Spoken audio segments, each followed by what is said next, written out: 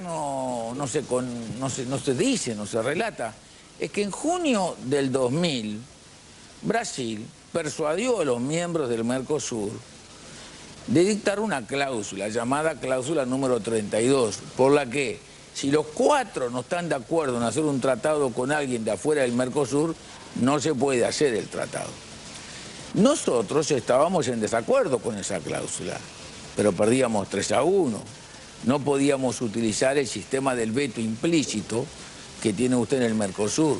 Por tanto, nosotros negociamos. Acuerdo con México, cláusula 32. Salimos todos a hacer el acuerdo del TLC con México. Los únicos que lo hicimos fuimos nosotros. ¿Por qué? Y porque la Argentina todavía lo está discutiendo.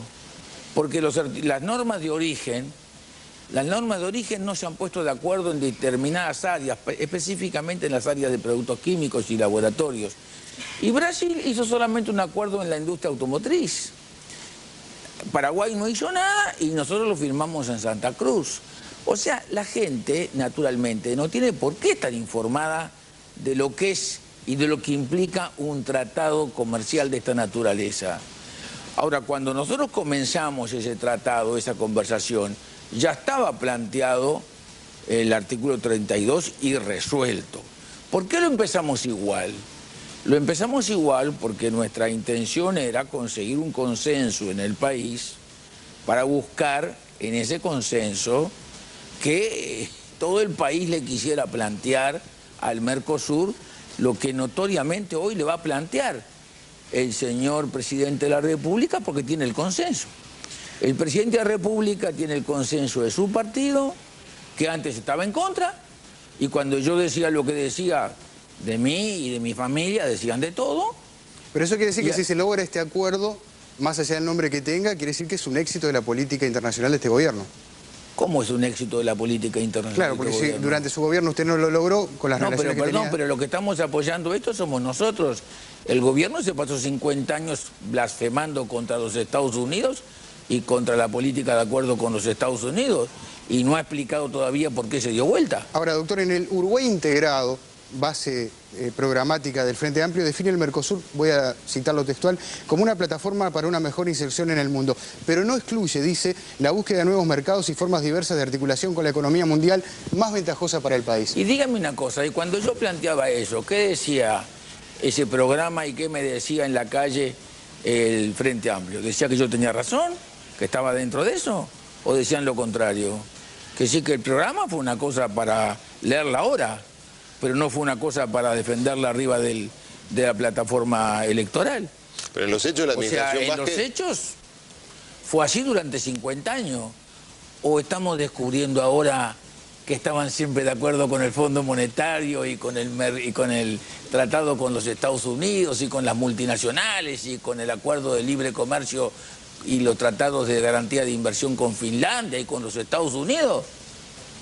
Pero entonces, ¿en qué país vivimos? ¿Nos hemos olvidado de todo lo que pasó ayer y antes de ayer y hace 40 años? ¿O nos hemos olvidado que la gente salió a la calle a cambiar por la vía de las armas la estructura de una sociedad para no hacer los acuerdos del Fondo Monetario? También, yo creo que nos estamos olvidando algunas cosas un poco más graves que lo que dicen los papeles. Hay cosas que son más importantes, que son los hechos.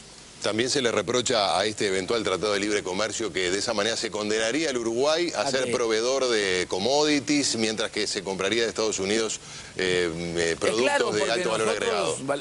Los productos de alto valor agregado los producimos acá, todos. O sea, producimos los autos los producimos acá, y los televisores los producimos acá, y los adelantos de los laboratorios los producimos acá. Yo creo que eso que se está diciendo es como una niñería, es absolutamente una niñería. ¿Cuál es el país que más le exporta a Estados Unidos del mundo? ¿Cuál es? Debe ser China, supongo. No, México. México, claro. México. ¿Y cuál es el volumen del comercio entre Uruguay y México después que el Uruguay hizo el acuerdo con México? ¿Pasó de cuánto? ¿De 1 a 2? ¿Y quién es el mayor productor de consumidor de productos lácteos del Uruguay? México. Y cuando usted le vende productos lácteos del Uruguay a México, ¿no le vende valor agregado? ¿Y cuál es el país que seguramente más parecido al Uruguay que deberíamos ser como él? Y Nueva Zelanda. ¿Y cuántos millones de dólares vende Nueva Zelanda por año? 16.000 millones. ¿Y qué vende? Leche, carne, lana, madera, fruta, con valor agregado. ¿Y por qué no se puede hacer acá lo mismo? ¿Y a dónde lo va a vender? Si usted tiene mercado. O sea, si mañana usted abre un almacén en un barrio sin gente, o traiga gente o cierre el almacén. Ahora, ¿cuál es la señal política de los Estados Unidos hacia Uruguay o hacia América Latina si evidentemente nosotros seremos los más beneficiados en la eventualidad de un tratado de libre comercio? Porque económica no es la razón por la cual Estados Unidos está empujando esto. Pero me parece a mí que hay una razón muy clara. La estabilidad democrática de los países es la consecuencia de su estabilidad económica. Si usted quiere hacer una política social, tiene que repartir. Y para repartir tiene que tener ingresos. Entonces, ¿cómo le puede interesar a los Estados Unidos que este continente tenga una dificultad creciente para poder estabilizar y mejorar su condición social? Yo me pregunto, para ser más simple, cuando usted le pregunta a cualquier ciudadano de este país cuál es el país de América del Sur que le va mejor, todo el mundo le dice Chile, ¿no, verdad? Entonces la pregunta es, ¿por qué en vez de discutir tanto como estamos discutiendo entre nosotros, no hacemos algo más sencillo? Lo copiamos de los chilenos.